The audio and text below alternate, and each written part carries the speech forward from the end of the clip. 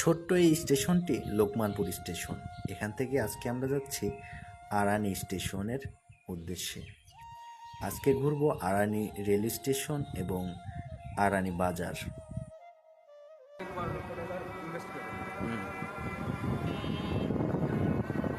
চারপাশে যতদূর চোখ যায় সবুজ ধানক্ষেত, মাঝে মাঝে পুকুর, ছোট ছোট গ্রাম আর পথচলিত মানুষজন। কিছু সময়ের মধ্যেই এসে পৌঁছালাম আরানি রেল স্টেশন। এটা একটা পুরনো কিন্তু দারুণ গোছানো স্টেশন। এখানে ট্রেন থামে, কিছু মানুষ নামে, কেউ কেউ কেউ উঠে পড়ে, আর সবার মুখে থাকে ব্যস্ততা আর কোথাও যাওয়ার তাড়া।